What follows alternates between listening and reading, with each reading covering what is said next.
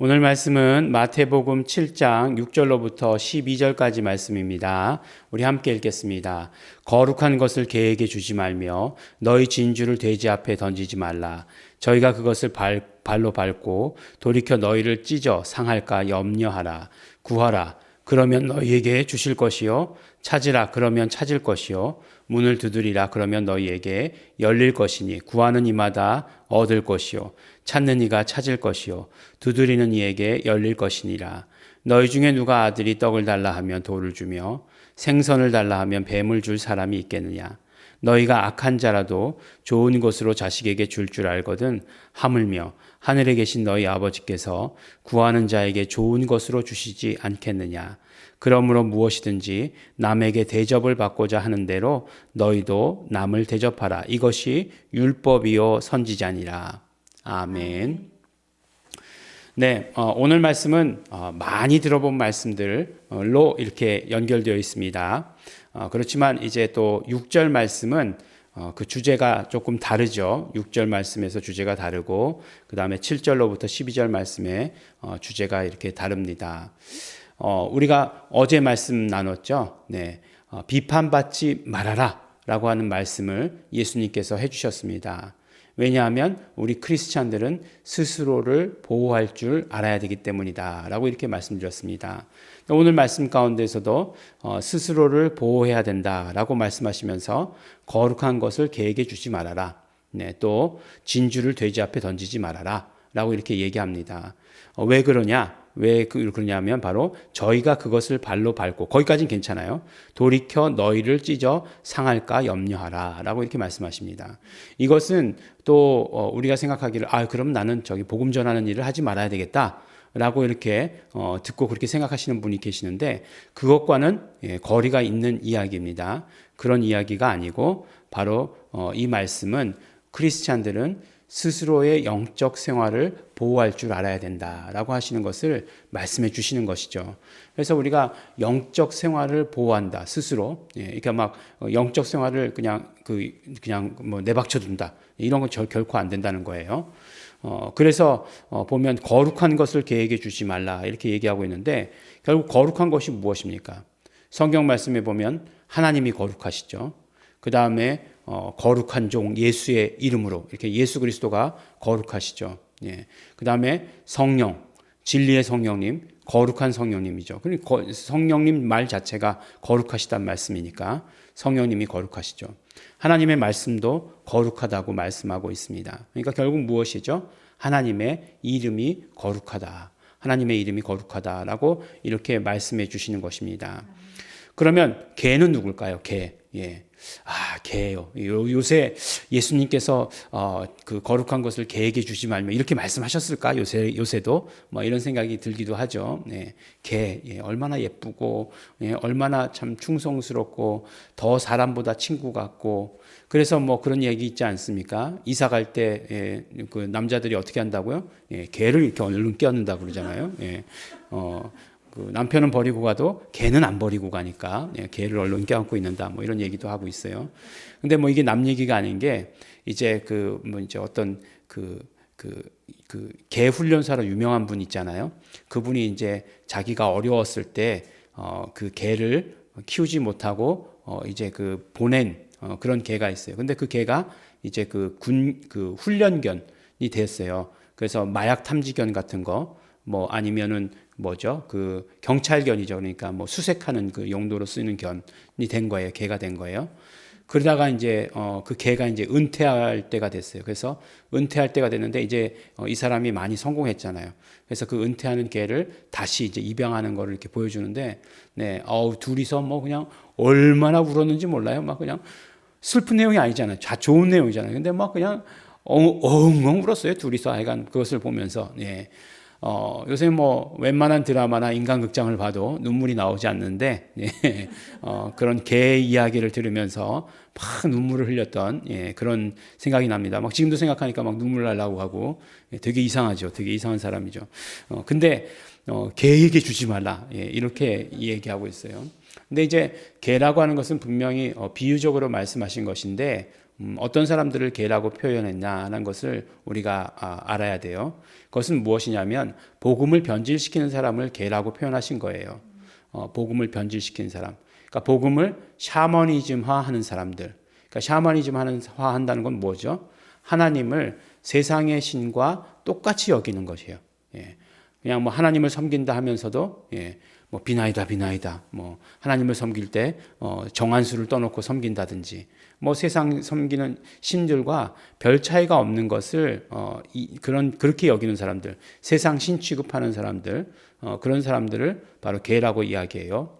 그 다음에 이제 복음을 휴머니즘화, 인간화하는 사람들, 그런 사람들을 바로 개다라고 이렇게 얘기해요. 근데 이제 이 인간화라고 하는 것은 결국은 뭐죠? 그러니까 예수님이 사람이셨다라고 하는 것으로 그냥 끝내버리는 거죠. 사람이셨죠. 그러나 완전한 사람이시며 완전한 하나님이셨던 거죠. 그게 복음인 거죠. 근데 그냥 사람 3대 성인 중에 하나였다라고 이렇게 얘기하는 것. 아마 사단의 계략 중에서도 가장 교묘하고 악랄한 계략 중에 하나가 아닐까라는 생각을 해요. 그래서 복음을 휴머니즘화하는 것이 그것이 바로 그런 사람들이 개다. 그 다음에 또 복음을 율법화하는 사람이 개다라고 이렇게 말하고 있어요. 그러니까 자기 의를 드러내고 그 다음에 또 용서가 없는 자. 복음에는 분명히 중요한 것이 용서잖아요. 율법의 완성이라고 할 때 그것도 용서를 말씀하는 거잖아요. 그런데 그러지 아니하고 용서하지 아니하고 정죄만 하는 사람들, 그런 사람들을 개다라고 이렇게 이야기합니다. 진주는 거룩한 것과 마찬가지죠. 또 이제는 또 돼지가 나왔어요. 돼지, 하여간 다 나왔습니다. 돼지에게 던지지 말라라고 이렇게 얘기하고 있어요. 탈무드에 보면 돼지를 어떻게 묘사하고 있냐면 돼지는 이렇게 뚱뚱한 사람들을 돼지라고 이렇게 야 돼지야 이렇게 하는 게 아니라 잘못된 인격이나 잘못된 사고 방식을 가진 사람들을 돼지다라고 이렇게 얘기한다는 거예요. 뚱뚱한 사람들을 돼지다라고 이렇게 얘기하지 마세요. 이제 앞으로 야 이 돼지야 이렇게 얘기하는 거 굉장히 욕이죠. 그런데 이제 거기서 더 나아가서 어떤 의미냐면 우상이 가득한 자, 또 적그리스도가 가득한 자, 그런 자들을 돼지다라고 이렇게 이야기를 합니다. 그러니까 비유로 잘 들으시기 바랍니다. 그래서 그런 자들에게 서부터 자기 스스로 크리스찬들은 보호할 수 있어야 된다라고 이렇게 이야기하는 거예요. 난 그런 사람들하고 논쟁하면 이길 수 있어. 이길 수 있을지도 모르죠. 근데 이 전쟁이라는 거 보면 왜 하지 말아야 돼요?